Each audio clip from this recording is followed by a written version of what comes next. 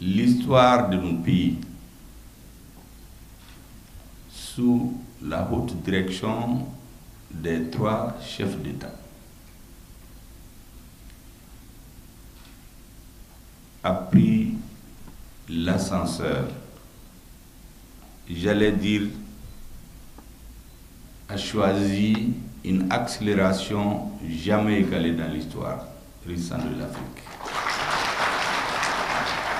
Vous savez que les peuples ont toujours souhaité être ensemble.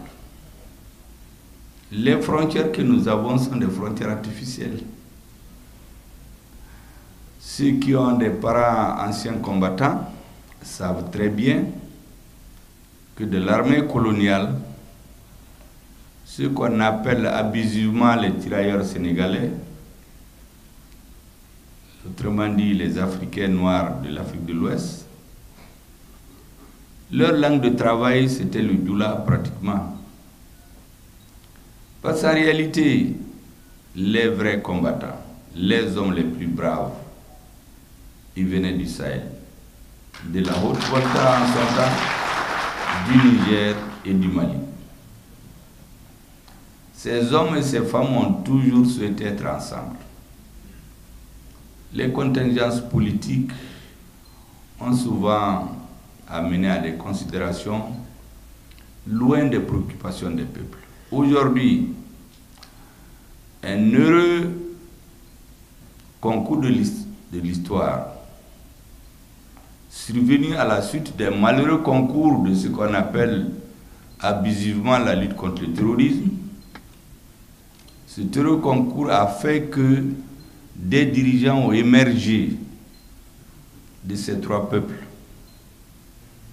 pour les conduire. Nous sommes convaincus, nous souhaitons, vers des lendemains meilleurs. Ces lendemains reposeront essentiellement sur l'affirmation de la personnalité de leur peuple, de la souveraineté de leur État, sur l'ensemble de leur territoire national, du respect strict de la forme républicaine et laïque de nos États. Nous avons donc des présidents qui se sont donné la main.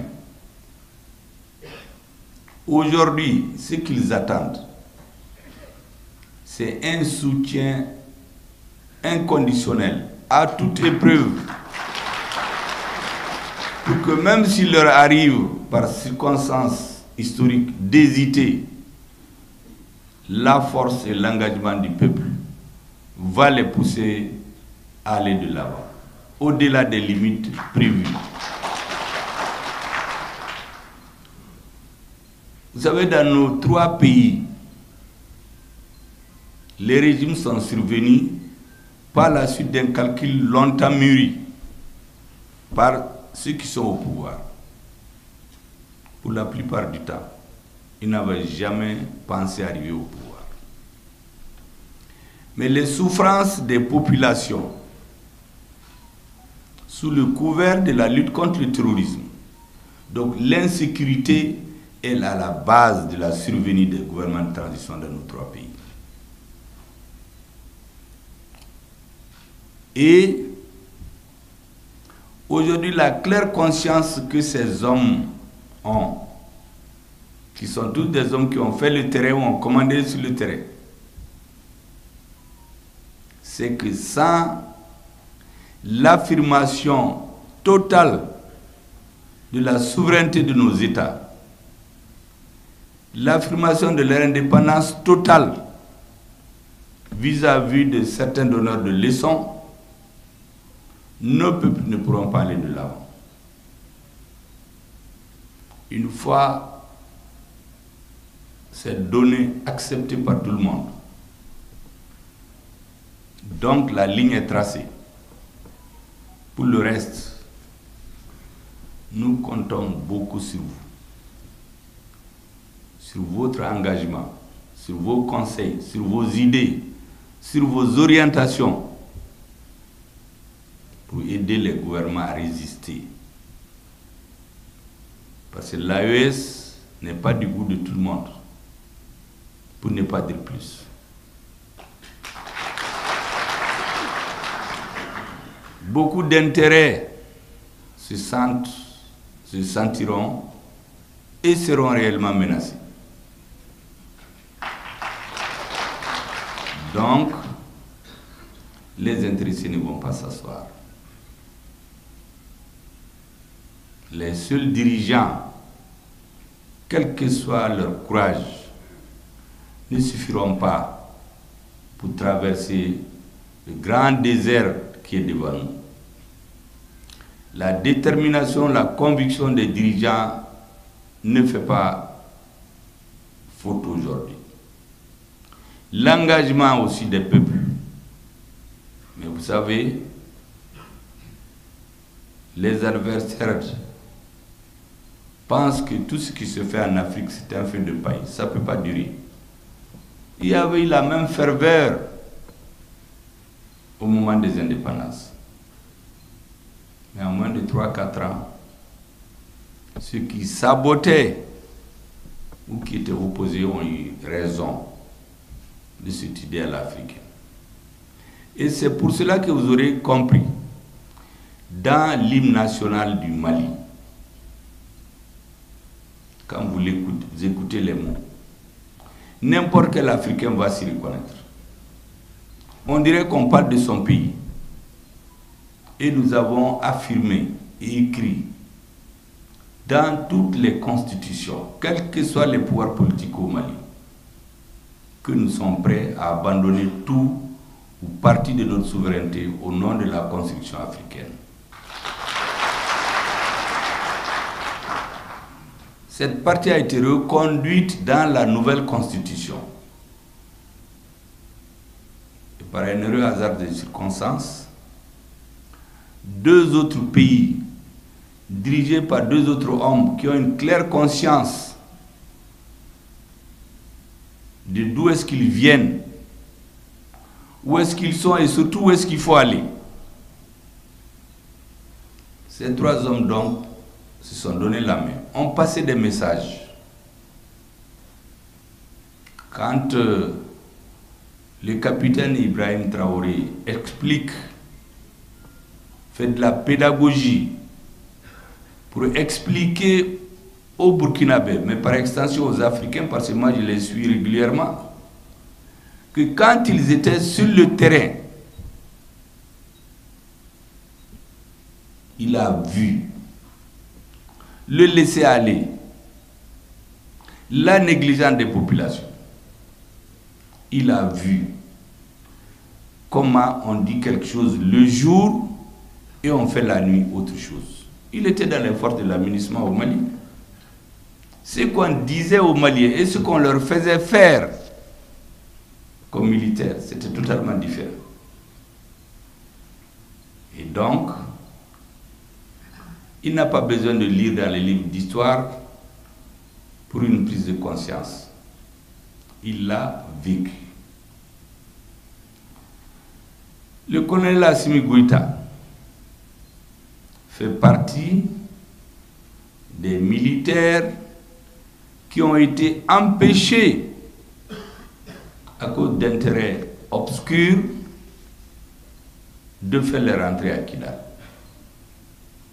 Et les affaires du Mali ont trouvé des alliés, entre guillemets, à l'intérieur du Mali, pour effectivement bloquer nos militaires. Donc, toutes les trahisons, tous les doubles jeux, tous les doubles langages, tous les coups bas qui sont donnés à nos États, malgré son âge et l'âge de ses camarades, ils l'ont vu. Ils n'ont pas besoin qu'on leur explique qu'est-ce qui se passe. Ce qu'il fallait, c'est l'appel du peuple. Un appel désespéré auquel ils ont répondu un jour du 18 août 2020. Au Niger, il y a une phrase célèbre que je répète à l'envi. qui a été énoncé par le président Tchani au Mali. Il dit qu'ils veulent que l'AES ait comme objectif, et ils travaillent à cela, pour que le Sahel devienne non une zone d'insécurité, mais une zone de prospérité. Je pense qu'après ça, il n'y a plus de commentaires. Parce que c'est la conclusion d'un long débat. Et donc, quand vous retrouvez avec ces hommes d'expérience, de vision, qui n'attendent qu'être soutenus, parce que s'il n'y a pas la compréhension des peuples, ça ne peut pas aller loin. Quand on a la chance d'avoir des hommes avec une telle vision, nous avons l'ardente obligation historique et politique de les soutenir, de les encourager, de les aider à passer les caps. Ça, c'est le deuxième message, l'un des messages que je voudrais vous envoyer. Le troisième message, c'est de comprendre que les forces armées et de sécurité de nos trois pays, ce sont elles en réalité qui ont payé, qui payent, qui payeront toujours le coût le plus élevé pour la restauration de notre honneur et de notre dignité. Au Mali, dans les différents discours, je les appelle, pour ceux qui comprennent le doula, les monébodéens. Vous avez en français, je ne sais pas comment on va dire, vous avez la douleur à l'intérieur qui vous ronge et vous trouvez un docteur qui vous aide à sortir cette douleur et la soigner. En cela, on vous restitue votre santé et l'espoir. Elles ont donné à notre peuple le sentiment de fierté, le sentiment de pouvoir se prendre en charge, mais surtout la confiance. Et avec la confiance, nos peuples peuvent tout faire. Avec la confiance, on peut soulever des montagnes. Vous savez, c'est un grand pays, c'est qu'ils apprennent à leurs enfants dès qu'ils sont petits. On leur met dans le cerveau, on leur fait croire qu'ils sont les meilleurs au monde. Quand vous voyez un jeune Américain, il va tout de suite te dire qu'ils sont les meilleurs au monde. On les cultive depuis l'enfance. On veut leur donner la confiance. Et si nos peuples ont confiance, rien ne leur est impossible. Donc, gratitude éternelle à nos forces armées de sécurité, dans nos différents pays. Ce qui s'est passé récemment au Burkina Faso, c'était pour en finir avec le pouvoir en place. Une horde de plusieurs centaines de terroristes venus détruire une ville, un village, pour déstabiliser les autorités et faire perdre la confiance des populations de leurs forces armées de sécurité. C'était l'objectif recherché. Ils ont échoué lamentablement. Le Mali a pris Kidal. Tous les Africains se sont sentis soulagés. Comme par hasard, ceux qui nous imposent tout le temps des sanctions n'en ont pas parlé. Ils n'ont rien vu, ils n'ont rien entendu et ils n'ont rien écouté. Ils ont fait un sommet, personne n'a parlé de la prise de Kidal. Or, notre armée a pris Anéfis. Anéfis, depuis 2012, a échappé à l'autorité de l'État malien. A pris Kidal, qui était un vrai bunker préparé par la communauté internationale et les terroristes.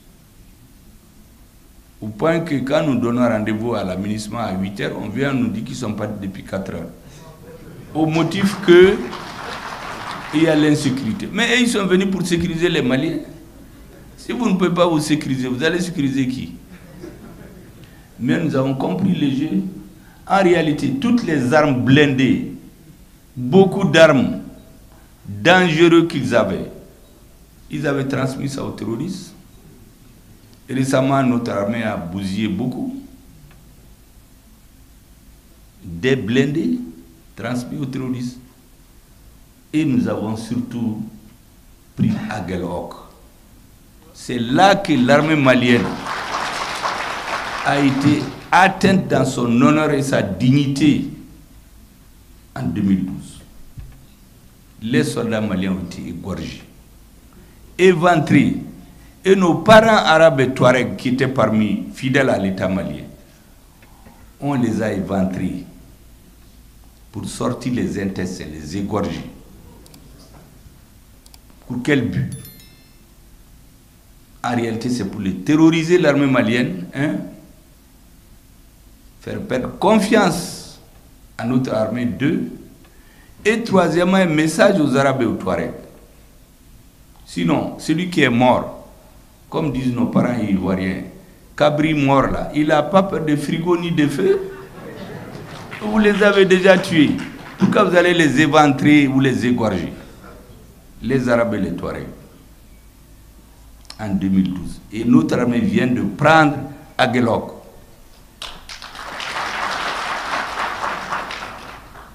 Donc quand vous voyez ces choses-là, vous les comparez à ce qui se passe sur le plan historique. Vous ne pouvez pas ne pas être sensible, sauf si vous avez un autre objectif.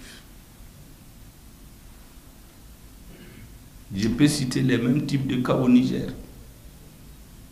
On a fait détruire ici là-bas de Chinagoden. On a détruit les systèmes de communication pour isoler les militaires du reste des autres et puis les exterminer. On n'a pas besoin d'aller dans une école de télécommunication pour savoir qu'aujourd'hui, en période de guerre, on ne peut pas s'arrêter à une station de communication. Vous avez les Touraya, vous avez tout, mais on a oublié, entre guillemets. Et nous avons des officiers supérieurs nigériens qui, la mort dans l'âme, ont regardé tout cela jusqu'au moment venu. Et elles n'ont pas raté. Elles ont donné un coup fatal, définitif, à tous ceux qui étaient de loin ou de près dans ce jeu de dupes. Et donc aujourd'hui, mesdames et messieurs, en vous souhaitant très bonne nouvelle année 2024, je voudrais vous saluer, vous remercier, vous dire que nous sommes à votre écoute. Ici, nous allons échanger demain avec le président de la transition du Niger. Ensuite, nous allons nous trouver pour approfondir les réflexions avec nos frères du Niger et du Burkina Faso. Ça, c'est dans la journée de demain. Et puis, bien sûr, pour finir l'année 2023 en beauté, si on peut ainsi dire, nous allons aller suivre un grand match traditionnel que nos amis nigériens ont bien voulu nous offrir. Ils nous ont même demandé de passer le nouvel an ici. J'ai dit, ben, les membres de la délégation du Mali, beaucoup m'ont dit qu'ils veulent passer le nouvel an chez eux, même s'ils rentrent le 31. Sinon, ça va ressembler comme si on a passé l'année 2023 et puis je suis venu les laisser en plein vol au Niger, sans leur famille. Merci bien.